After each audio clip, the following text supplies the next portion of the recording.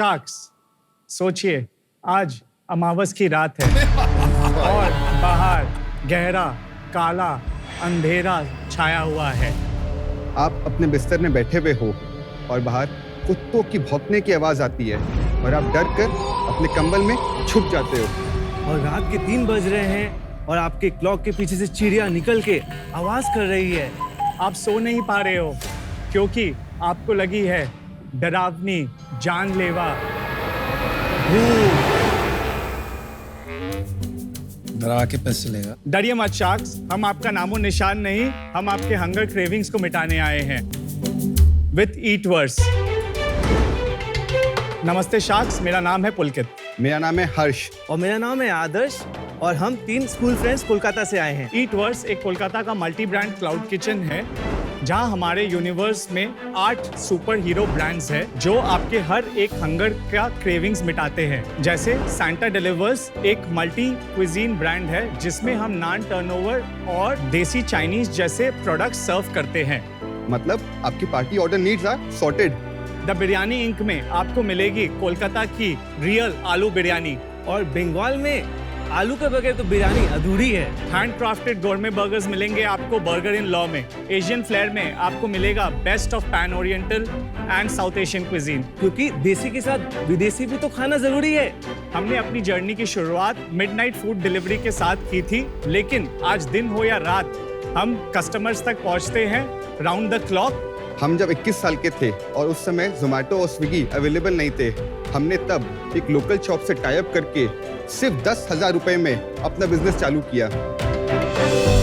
हम 100 रुपए के दाल को 150 में खुद डिलीवर करते और आज हमारे पास 6 किचन है, एक बेस किचन है एंड हमने अब तक 20 लाख से ज्यादा ऑर्डर्स केटर कर चुके हैं। हमारे प्रोडक्ट्स आप ऑनलाइन ऑर्डर कर सकते हो through Swiggy and Zomato. Sharks, हम चाहते हैं कि हम ईटवर्स के यूनिवर्स को पूरे इंडिया पे लेके जा सके और इंडिया का नंबर 1 फूड ब्रांड इसे बना चुके। हमारा आस्क है आपसे 1 crore for 1% equity. We are Eatverse, the galaxy of food गैजम्स।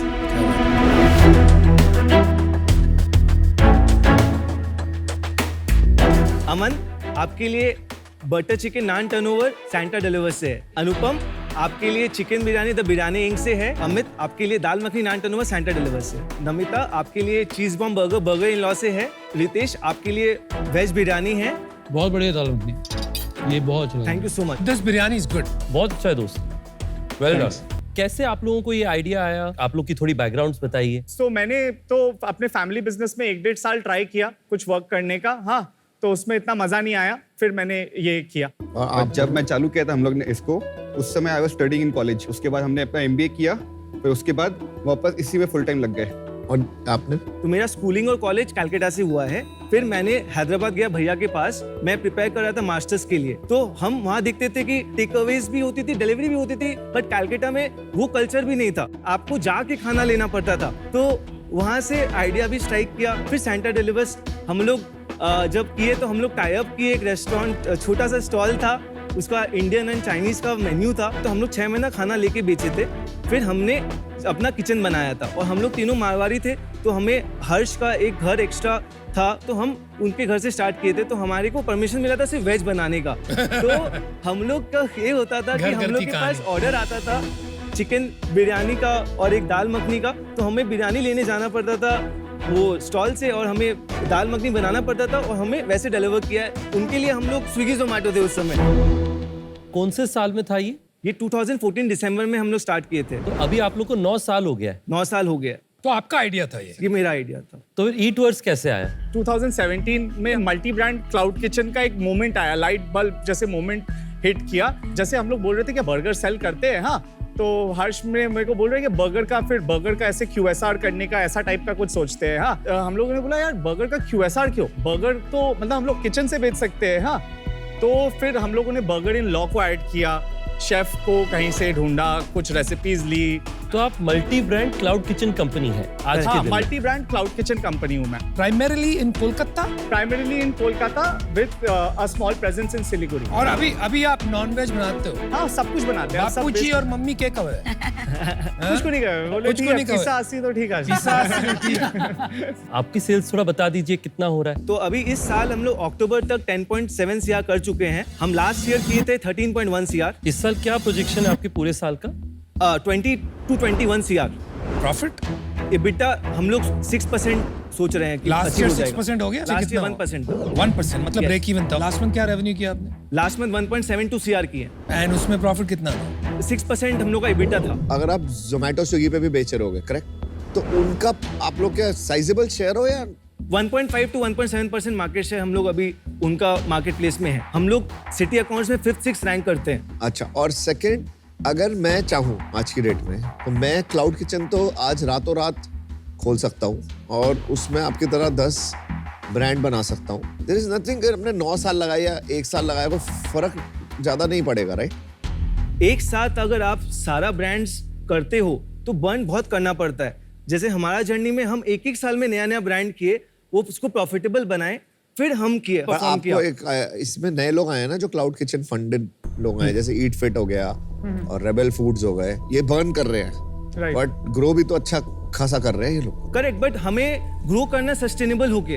हम बूटस्ट्रैप है। रेबल का मार्केट शेयर क्या है? रेबल अराउंड 75 to 80,000 ऑर्डर्स करते हैं कलकत्ता में, और हम 50,000 ऑर्डर्स 48 तो 49 उनका 2.5% है अप्रोक्सीमेटली। करेक्ट, बट उनका लोकेशन ज्यादा है हमारे से। Got it. तो वो लोग तो एक एक ब्रांड को पकड़ के मार्केटिंग इतनी अच्छे से कर रहे हैं, उसको ब्रांड बना रहे हैं, फिर वो ओवरऑल इंडिया में सेम चीज को रेप्लिकेट कर सकते हैं, right? They have got more advantage being funded. हमें भी पता है कि कैसे किया जा सकता है। हाँ, तो हम लोग उस प्रोसेस को और अच्छे से फाइन ट्यून करना चाहते हैं। और क्या दूसरा सिटी में आज से 1 साल 2 साल बाद जब हम लोग जाए तो रेप्लिकेशन में हमें प्रॉब्लम ना हो। देखिए, मेरा ये लर्निंग है कि क्लाउड किचन ज्यादा लोकल बिजनेस है नेशनल बिजनेस होने की जगह। जी, तो यहाँ पे आपका यूनिक एडवांटेज ही ये है कि आपने एक जगह में अपने आप को कंसंट्रेट किया हुआ है। जैसे ही आप मल्टी लोकेशन में जाएंगे तो आपका एंटरप्रेन्योरियल स्केल करना मुश्किल। वो कम हो जाए। जैसे अगर आप बिरयानी लोगे तो हर रीजन में अलग अलग टेस्ट होता है, एकदम राइट? मानता हूं। And you have to cater to that. There are some things, जैसे पिज्जा होता है, Yeah. वहां पे शायद आप नेशनल ब्रांड पिज्जा में नेशनल ब्रांड बन सकते हैं। तो दैट बात डिपेंड्स ऑन द सही category. so we are in the process of discovering and figuring out our best model, जिसको हम लोग आगे लेके जाना चाहेंगे। जैसे अगर आज हमारे पास 8 ब्रांड है, हाँ, कल को हम लोग 2 कैटेगरी इसमें और बढ़ाएंगे, तो उसमें से जो 2-3 category will be a hassle, will be a friction in scaling up, we will avoid that and we will go ahead with what is making us good money. हमें पता है कलकत्ता में भी और पेनिट्रेशन हमारा बाकी है। कलकत्ता मार्केट अगर 1600-1700 करोड़ की है तो हम आराम से 5% market share in coming years ले सकते हैं। मतलब 80 करोड़ का धंधा बन सकते हो, 80-85 करोड़ का। यस, 30-40 किचन खोल सकते हैं कलकत्ता में। 15-17 is a good number for और कलकत्ता। पर किचन कितना सेल्स कर सकते हो आप मैक्सिमम? 50 lakhs मेरे को लगता है कर सकते हैं। आपकी कोई भी किचन कर रही है 50 लाख का 10 साल से काम कर सेक्टर रही 5 कर रही है। है। जैसे मैं आपको बताता हूँ, मैं मॉप फूड में इन्वेस्टर हूँ। लास्ट ईयर मैंने मॉप Yes, फूड में yes. डाला था पैसा। तो ये 7-8% का बिट्टा बिजनेस है, जितना मुझे डिटेल में समझ में आया उनके साथ Yeah. बैठ के। पर एक किचन की लिमिट होती है कि एक किचन कितना कमा सकते हैं। यहाँ पर आप इतने स्केल पे ऑलरेडी चले गए हो। मॉप फूड थोड़ा अर्ली आया था आपसे। अब उनका 50-60 लाख मंथली रेवेन्यू, 70 लाख के आसपास है उनका। जब वो शार्क टैंक में आए तो उनका मेरे ख्याल से 15-20 लाख था। तो अभी आप लोग का जो वो लग रहा है ना, ऑलरेडी स्केल्ड अप लग रहा है लोकल में। मैं अगर आज एज इन्वेस्टर आऊंगा तो मेरा पैसा बनेगा कैसे इस वैल्यूएशन में, मैं वो अभी तक ग्रैस्प भी नहीं कर पा रहा हूँ। कि आप सारी तो कुजीन में घुस गए, सारे ब्रांड्स बना लिए आपने, 1-2 और बचे, चलो वो भी इंट्रोड्यूस कर लोगे, but finally everything stagnate. So what's the long term plan But टू हमें लगता है कि- जस्टिफाई इन्वेस्टर्स रिटर्न? बट हमें लगता है कि जो हम लोग EBITDA अभी है, हमें लगता है कि वो हम लोग डबल डिजिट करके दिखा पाएंगे। आप 10 साल से कर रहे हो काम। हाँ, आप 4-5% अब जाके निकाल रहे हो। आपका खर्चा कैसे चल रहा है? नहीं, 10 हम लोग साल से? सैलरी लेस करके मैं EBITDA बोल रहा हूँ। कितना सैलरी हम लोग 1.5 लाख ईच लेते हैं। 1.5 लाख। आप एक बात समझिए, हाँ, हाँ, जो आप इंडस्ट्री की बात कर रहे हैं, फूड डिलीवरी या cloud kitchen, this is a सब इंडस्ट्री। इसके ऊपर बैठे हैं 2 जायंट, स्विगी एंड जोमैटो। तो वो गेटकीपर्स हैं ये इंडस्ट्री। मतलब आपका जो मार्जिन है 2 चीजों से ही बनेगा। या तो ये दोनों आपको बनाने दे, और ये क्यों करेंगे यार, खैरात का काम थोड़ी कर रहे हैं, या कस्टमर छलांगे मार के आपके खाना ऑर्डर करने आ रहा है तो एक प्रीमियम प्राइस दे रहा है आपको। अनलेस ये बात का कोई प्रमाण है, आपका 5-6 टके से धंधा ज्यादा बन ही नहीं सकता। हमारा जो बेस किचन में खर्चा है अभी बहुत है, वो हमें पता है कि वो विद टाइम बढ़ेगा नहीं, जितना देखिए सेल कमीशन बढ़ेगा। जो है आपका वो तो खर्चा लगा ही रहेगा। क्या आपने कभी अपना खुद का फ्रंट एंड आउटलेट बनाने की संभावना सोची है QSR के अंदर, क्योंकि QSR भी आजकल देश में बहुत तेजी से बढ़ रहा है। अभी तक उसमें ऐसा कोई डिसीजन नहीं लिया गया है, और एक फ्रंट एंड में ब्रांड चलाना और एक बैक एंड में बहुत ब्रांड अलग चलाने बात में है, वो बहुत बात तो अंतर ठीक है। है। लेकिन तो पुल वो लेकिन डेड ब्रांड में भी पुल उसी से बनता है, otherwise you are dependent on one algorithm. आप लोगों को लगता है कि आप लोग लेट हो गए थोड़ा फंडिंग उठाने में? मेरे को लगता है कोई चीज के लिए लेट नहीं होता है, हम लोग कभी भी डिस्टर्ब कर सकते हैं और नंबर 1 बन सकते हैं। आप लोग तो पहले आके डोमिनेट कर सकते थे अगर आप चाहते। अमन, कोरोना आ गया था 2020 में और हमारा ऑलरेडी 7 किचन हो गया था 2019 में। फिर हम सारे शर्ट किए, सिर्फ 3 रखे। वो टाइम बहुत टफ था जब हम लोग का रेवेन्यू 25% में आ गया था, और वो टाइम पीरियड जो हम लोग पार किए ना, तो फिर हमें लगा कि बॉस हम कुछ भी कर सकते हैं। अगर मेरा 100 लोग का टीम था उस समय, वो लोग बोले सर आप लोग चलाओ, मैं आप लोग के साथ हूँ, तो मेरे को लगा कि हम बिजनेस नहीं, हम कुछ क्रिएट किए हैं। बहुत अच्छी बात है। जो ये अमित की बात है कि अब आप 1 करोड़ रुपए ले रहे हो आप, और 100 करोड़ की वैल्यूएशन, जी, क्या करोगे इससे? मतलब वो आज से मैं सहमत हूँ कि बढ़ नहीं सकता। ये मैं मानता हूँ कि ये 1 करोड़ बहुत ज्यादा इनफ नहीं है, पर हम लोग 1 करोड़ से बेस किचन को और अच्छा बनाना चाहते हैं, और R&D करके अपना बेस्ट मॉडल इससे बाहर निकालना चाहते हैं जो इजीली रेप्लिकेबल है। फॉर एग्जांपल, क्या अगर हम दिल्ली के पास एक किचन खोले तो वो 4 सिटीज को केटर कर सकता है, दिल्ली, चंडीगढ़, लखनऊ, जयपुर। तो एक कॉमर्सरी का बहुत मैक्सिमम यूटिलाइजेशन लेकिन हुआ जा दिल्ली सकता वाले है। ऐसे ही बैठे हुए हैं, वो थोड़ी घुसने देंगे आपको। It's not easy bro. आपने अपने जगह कर लिया, Right. 10 साल से लगे हुए हो, Right. इसलिए आपने एक स्केल प्राप्त कर लिया, हाँ. And yet you are at 1.7% of market share. आप जब नए रीजन में जाओगे, that is a different level of risk, not just execution, लेकिन टेस्ट, Yeah. कंपटीशन। आप थोड़े से लॉस्ट हो यार। आपका जो धंधा जो कोलकाता में चल रहा है, जी, मुझे लगता है आप कहीं इसको 30-40 करोड़ तक स्केल कर सकते हो, और उसके बियॉन्ड नए ज्योग्राफी में जाना बहुत बहुत बड़ा रिस्क है। और अभी तक वो बात नहीं दिख रही है। 9 साल में आप नहीं गए तो अभी जाना 1 करोड़ के साथ, it's suicide, and that's the reason I am out. All the best. इतनी क्लैरिटी नहीं आ रही है आपके विजन में कि आप कैसे स्केल करेंगे और इन्वेस्टर को एग्जिट देंगे। So all the best, but मैं आपके साथ जुड़ नहीं पाऊंगी, सो आई एम आउट। मेरे को ना इस बिजनेस में इंटरेस्ट बहुत है ना। मॉप फूड में डाला है, अच्छा पैसा ग्रो किया, मतलब पर वो राइट वैल्यूएशन पे मैंने एंट्री करी थी। मेरा यहाँ पर इशू ही नहीं था कि तुम लोग बिजनेस कर पाओगे नहीं कर पाओगे। आई एम प्रीटी श्योर ये प्रॉफिटेबल बिजनेस बनता है, बट मैं कितना नेगोशिएट करूँगा, कहाँ तक लेके जाऊँगा, जो मैं मैथ भी करता हूँ तो बहुत ही पीछे हो। इस वैल्यूएशन पे आप जिस पे रेस करने जा रहे हो, मुझे नहीं लगता कि मैं उसके लिए अलाइंड हूँ। मैं आज